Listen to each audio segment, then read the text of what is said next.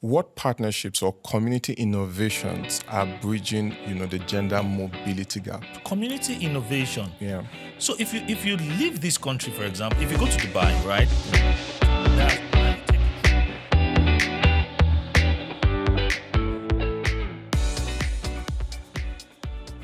Hi, I am Fehemba. Welcome to the Purple Diaries, the Policy Innovation Center's podcast series that takes a deep dive into the conversations and dialogues that we had at the Gender and Inclusion Summit 2025.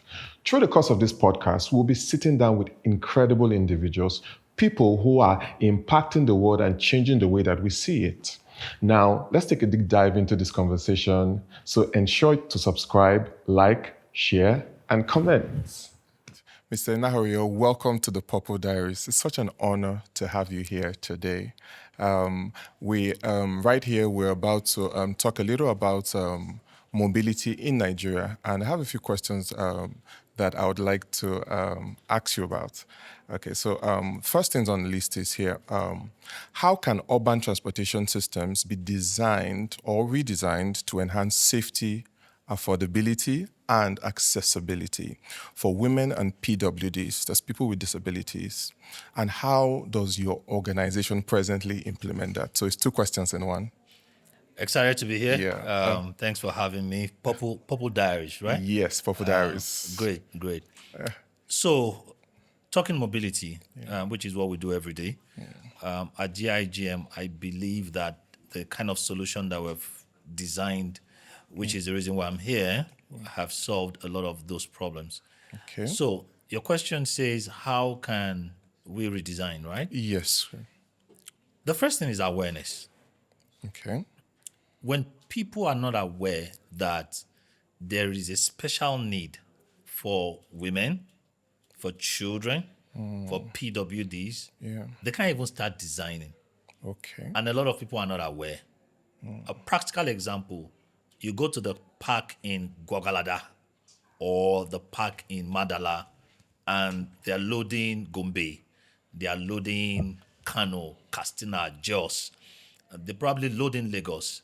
In that park, ask yourself, are these people aware that in all they do here, there is a special need for women, there is a special need for children, or there is a special need for PWDs, right? Yes. People with disabilities. Yeah. They don't know. And so if people are not aware, awareness precedes transformation. There's no transformation that can be built without awareness. Yes. So the first thing we need to do is to create that awareness. As a 16-years-old boy, working as an office assistant, my boss already started telling me that you have to be a gentleman. And so already I am aware that there's such a thing as a gentleman. You have to open the door for a woman. You know, those kind of things. So that awareness would hopefully, had made me a gentleman. So the first thing we need to do is to be aware. If the guys at such open parks, and the reason why I'm starting with such places is because there are countless of them around the country where transportation is being managed, right? From the start, the departure to the destination, right? There are informal parks with people who are not aware of what we're talking about. Yeah. And so the first thing is to begin to sensitize people and let them know that a woman on a trip is different from a man on a trip. Okay. A woman on a trip. So I just came in from Abidjan and we're doing a research on Côte d'Ivoire mobility sector, right? I mean, that's because we want to go in. So you probably will hear GIGM Abidjan very soon, right? Okay. Now, and we decided to take an interstate trip from Abidjan to Yamoussoukro or something like that. And on the road, at 1.5 hour journey, the driver stopped for people to ease themselves. Yeah. And then the men came down and then they started easing themselves at the roadside in the bush. Yeah. And then What happens to what happens to the women? Yeah. You understand? So when people are aware of such, they will begin to design. It means that if the government of the leaders of such environment are aware, then they will be able to say 1.5 hour journey on the road. We need to build a house. We need to build a garage.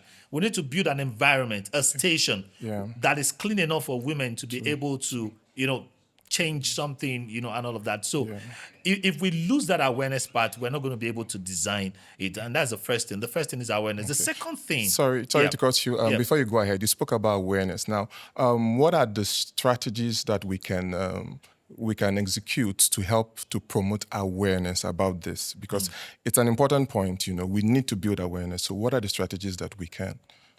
I think that a conference like this Yeah. is apt for building that awareness. Yeah. You guys should give it to yourself. All the Thank you. discussions that have been heard here today, even as a CEO of a mobility business, right? Just listening to the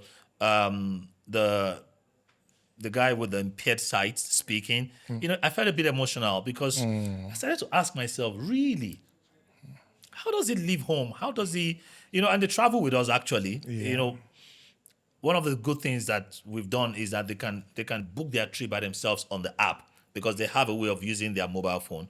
And the app. So they don't need to go to the bus stop or to the terminal to book travel. They can do it right there. So a conference like this is very, very apt for awareness. The other thing apart from that is what we were discussing before this podcast, right? Which is I was asking, so what are we going to do with this? And then you said it's going to be on YouTube, it's going to be on the socials, and we have to promote that a lot. But it doesn't end there. We have to go to the parks. Now, who would go to the park? I think that's a discussion for another day.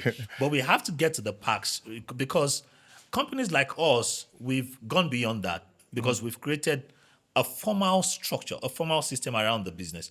But that formal system is not in the parks. And the parks are like countless around the nation. Yeah. So we have to go to the parks and give them awareness. If you go there and start redesigning the place to fit and they are not aware of the reason, it will eventually get back to what it used to be before. So it's everybody. It's us, it's you, it's the conference, it's the government, it's the road safety people, it's the Ministry of Transport, it's everybody beginning to say this, that there's a difference between the traveling man and the traveling woman. There's a difference between the woman coming to the park to take a bus and the man coming to the park to take a bus. And I think it will just continue to grow from there. Okay. All right. Thank you so much for that. I have another question here for you. It says that what partnerships or community innovations are bridging, the gender mobility gap? What have you come across any, and which can you spotlight here? Community innovation. Yeah. So if you leave this country, for example, if you go to Dubai, right? Yeah. And you take the train, even the trams. There are some coaches that you can't enter as a man.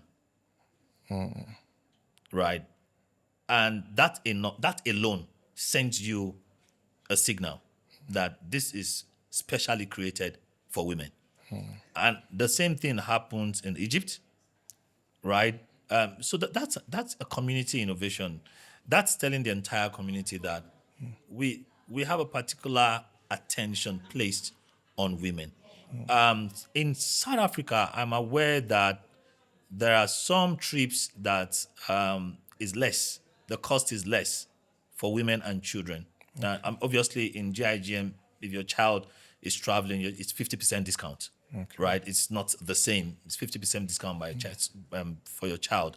So those kind of innovations would be, it would be good to bring them back to Nigeria and then use that a lot. Community-wise, we're planning, for example, we're planning to go to Benin, Ekpoma, and we're planning to do something for the community. Yeah. How much that would impact inclusion, I'm not very sure, but we want to do something for the environment. If possible, if it's water, we just want to do something. That's our CSR for the year. So I believe things like that can help, but the ones I have mentioned, which are not necessarily happening here, are things that we can bring emulate to the nation. It will be good to go to the train station here in Abuja to Kaduna and know that a particular one is designed for women. It means that the ladies there, if they want to use the toilet and all of that, they are very free to use it because that cabin and that toilet is designed or is particularly Yeah. kept for women. I think those kind of things would work. And similarly for PWDs too. Yes, and for we have a lot of work to do in that area. We have a lot of work to do. When I was thinking about this program, I I started to look around all our terminals to say if somebody on the wheelchair comes to the terminal, Yeah. which terminal will they not be able to go into and ask a question? And I was excited, that about 90% of our terminals, I mean, a wheelchair can roll in. I think that happened automatically because the vehicles have to roll in and roll out. So while we were not thinking of it, Yeah. it has already helped. And the terminals that I have identified that a wheelchair cannot roll into the hall to book a ticket, Yes. I've taken a commitment to redesign and create such solution because it kind of brought some level of awareness to me. And I've also decided that we'll do a survey for women traveling with us because I want to do more. So we're going to do a survey to say to the women traveling with GIGM to say, what else do you want as a woman that can bring you convenience in traveling with us? Because I'm not able to pop out a lot of that in my head. So we want to hear directly from them. Yeah. So those are the kind of things that we can. Yeah, that's important. We need to get a survey from them. We get feedback from them to We're know definitely doing their needs. We're definitely doing it. Awesome. Okay, so this is your first time at the Gender and Inclusion Summit. Yeah. Yeah. So what is your feedback? What has been your experience like about the summit? It's impressive. I know a lot about organizing events, and I know the work it takes to organize an event like this. I'm impressed with the level of dignitaries that have attended. I guess that loyalty, that goodwill has been built over the years. I'm impressed about that. I'm impressed about the depth of discussion going on. I wish there was more time for the discussions, right? When that guy was speaking, the visually impaired was speaking, I wanted to hear more. I really wanted to hear more. When the woman, the orange seller was speaking, I was talking about how difficult transportation is. Even though we're not in that sector, I would have loved to hear more because the more you hear stuff, the more inspired you become. I really wanted to hear more. So very impressive. If you've done it for 4 years and you're doing it like this, I mean, the fact that we're in a podcast room in the midst of the conference, I've never experienced that before. So it's very, very impressive. I think the time for the depth of discussion would just be something I think we should do better with. Thank you so much for that feedback. Thank you for that feedback. Okay, so one final question here. It says, how can mobility planning incorporate the voices of women and other marginalized groups? I know you've touched on that a bit, but if you can just elaborate on it a bit. Yeah. I mean, that's going to be the beginning.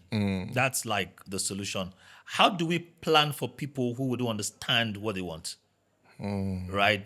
And if anybody is listening to this podcast after now, and you are in this sector, you are in the mobility sector, I think we should do more about asking questions. We are definitely going to do that. And we're going to share with you guys whatever data we get with your team. That'd be really nice. We've done a survey of maybe 10,000 women that are joining us to travel. Yeah. And we've noticed that this is what they want. I think we can all start from that. Without data, we cannot improve because you're a man, I'm a man. So we stay. You're not a PWD, are you? I mean, you're not, right? And I'm not visually impaired. So I don't think that by ourselves we will be able to design what fits without going to these people and really asking them. Some of the things we've done is because we have experienced it. So in our terminal, a child cannot travel without the parents signing a document, right? We can't see a teenager coming on a trip. We've seen men come to pick a teenager on a trip before, and we stopped them and we reported to the police. Because 3 men cannot be picking a 17-year-old girl. And guess what? It was child trafficking. Wow. And the police picked it up from there. You understand? So it's going back to the people who we want to design for. That's the beginning of innovation. That is design thinking. That is using empathy to create solutions for people who they are meant for. So that is what we are going to do. I mean, we're committed to this. We're definitely going to do it. And I hope that anybody listening is also committed to it. Thank you so much for this very rich conversation that you had with us today. Thank you for coming on the Purple Diaries, and we're looking forward to seeing you next year on this platform again. Thank you so much for coming. It's my pleasure, and I'll definitely be here. Just call. All right. Thank you. Thank you, sir.